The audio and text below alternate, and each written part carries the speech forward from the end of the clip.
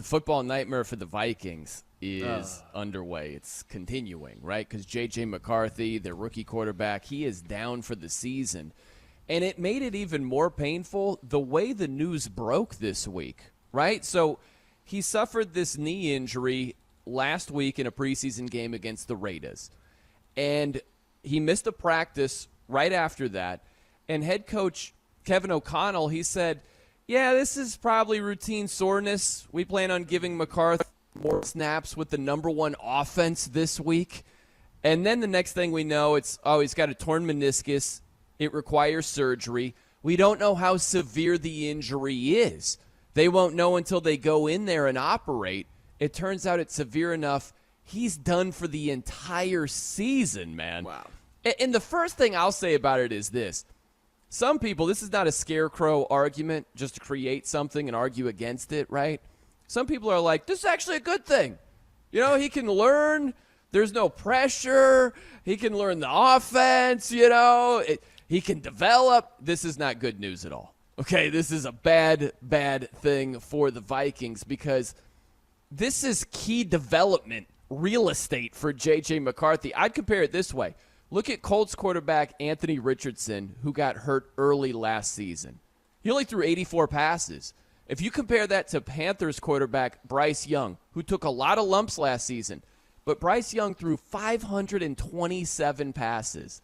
That's going to help his development this year. So that's something that J.J. McCarthy misses out on, those reps, learning on the job.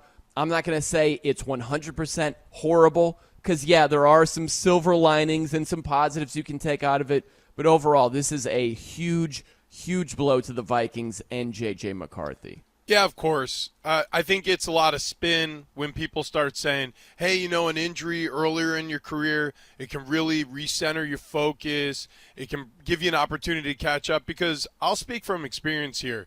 Your rookie year is like the longest year of your life. You go from college, preseason training, all the things that you did getting ready for each season, into your final college season, into bowl season, and then that's extended with the playoffs now, especially for a player like J.J. McCarthy. And then immediately when that finishes, maybe you get a week, maybe not, to just rest and recover from the game. And then you're headlong into combine training.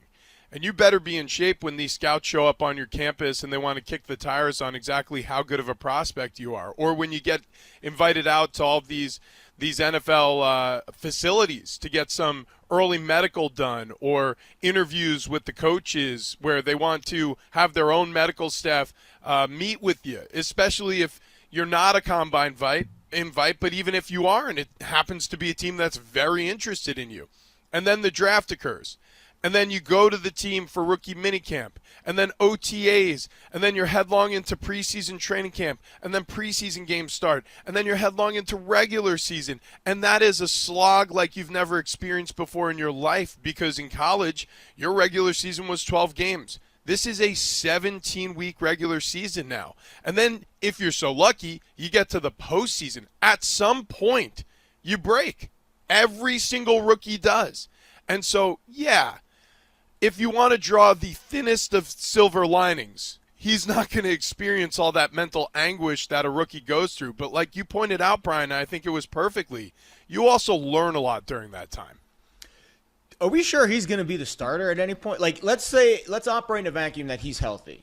Is he assumed at some point to be the starter, or is it Sam Darnold's job and JJ has to overtake him? Because I think the situation's different than what Carolina and Houston and even this year with the rookie quarterbacks in Chicago, of course, and Washington, where they're graduated and they're right there. They're QB1 right out of the gate. Whereas I think JJ had a little bit of ascension still to overcome. And I don't know what that correct answer is because I haven't seen enough of Sam in this system, although he looks okay through the first, few moments of training camp and, what we've seen in the preseason. But I think that was the biggest question I had. And yes, he needs the reps, and he will continue to need the reps because reps are reps, whether they're in practice or in the game. But I don't know how quickly he would have been the starter. Like, there's a chance he might not have even been the starter until close to the end of the season anyways. So I don't know at the end of the rainbow, if he does end up being a successful starter in this league, how much this will impact him, because he might have only started 3 or 4 or 5 games this year.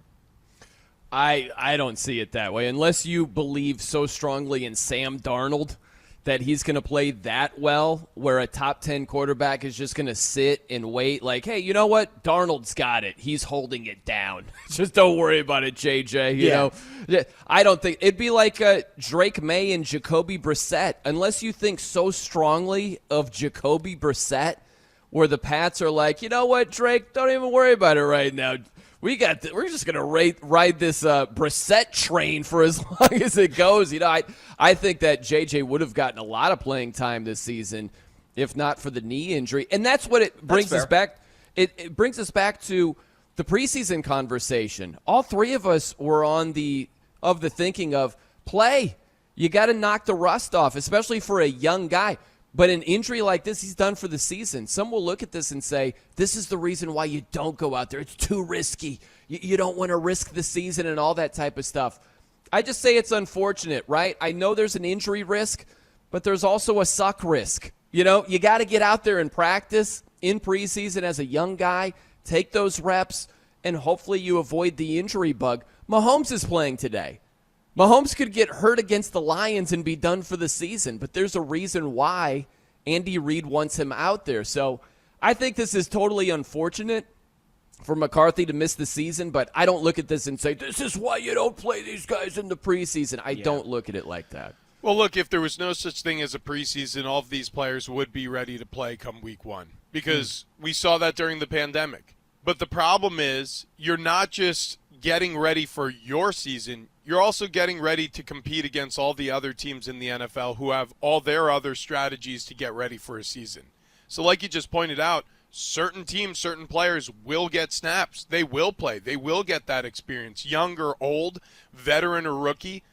There are coaches who will, foist that type of action on their roster, and they're going to want to see what they have. And so it's really a risk-reward thing. How much risk are we willing to take to knock that rust off versus onboard the injury risk? If that's an assessment. How much risk are we willing to take for injury just so we can see this one running back with this one quarterback and how they gel together? You know what I mean? Lamar Jackson and Derrick Henry, for an example. It's like you're going to have to see them together in game mode at least a couple times, right, before you get to the regular season so you can hammer out some of the kinks. So, but there is a risk that you onboard, and you have to do that your own internal assessment. Just to sort of give a new wrinkle, a new side to this conversation with JJ McCarthy. So he only has Bo Nix drafted behind him in the first round. So those conversations, and they come up every year. Oh, man, Team X could have had player Y, but they went with this quarterback instead. So there wasn't going to be too much of that for JJ McCarthy.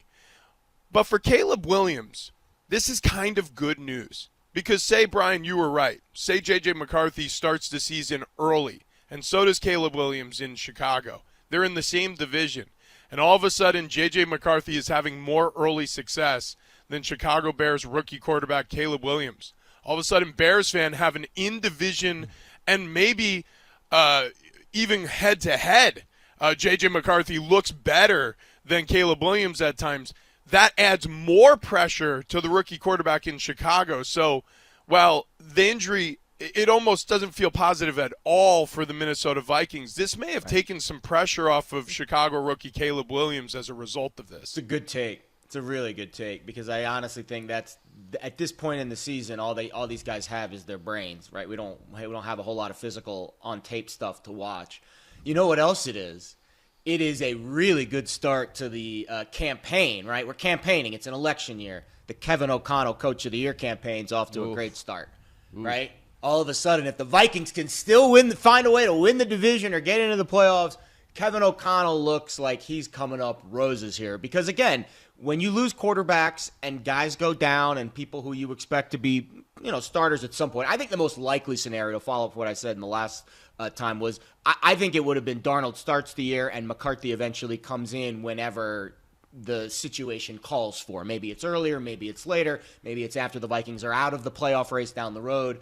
But I was pretty certain Darnold was going to start the year QB1 and at least give him a few games right out of the gate. Although that week 2 against San Francisco looming is not an easy situation. Neither is the week 3 game against Houston, and then they go to Green Bay, and then they play Minnesota, and then they play the Lions. Like the first 5-6 games for this Vikings team is a test. I don't think they wanted to throw the rookie out there right out of the gate. But now it's Darnold.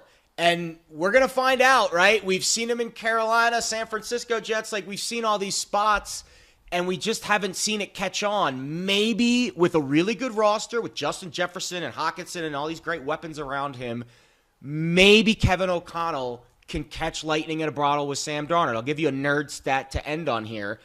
Over the last 7 games that Darnold has played, he is grading out as the 4th best quarterback in the league in terms of efficiency.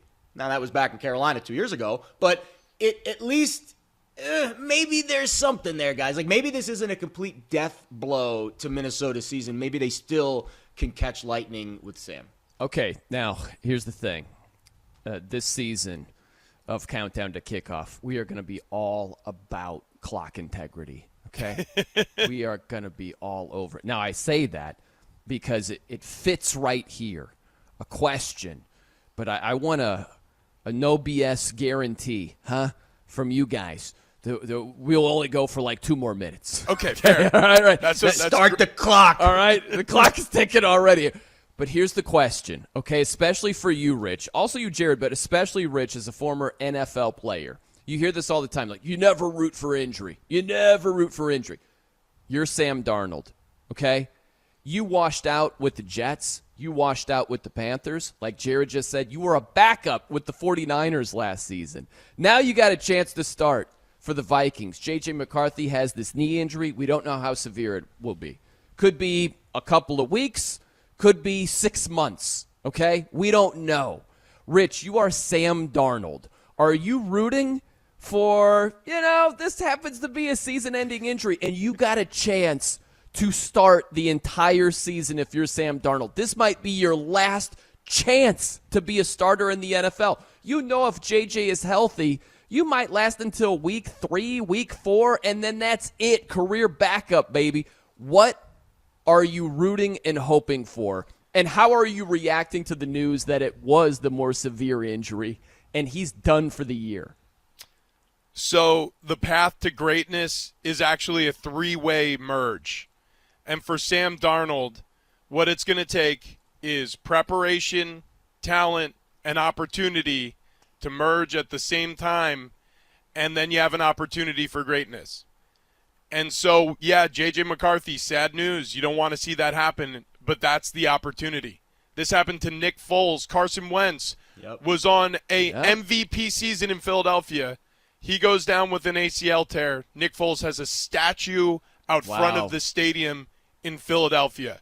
So Sam Darnold understands the opportunity he's just been given, and if he still has the talent and he's prepared enough, greatness could be waiting for him. The Vikings face the second easiest schedule of opposing pass defenses this year. They have Justin Jefferson. They have all kinds of weapons, Addison, Hockenson, Aaron Jones. They've got a good offensive line, a good head coach, Brian Flores, a good defense. All they need is Sam Darnold to be average, and they will succeed this year. They will have a winning record. They'll probably make the playoffs. That's it. Just be average.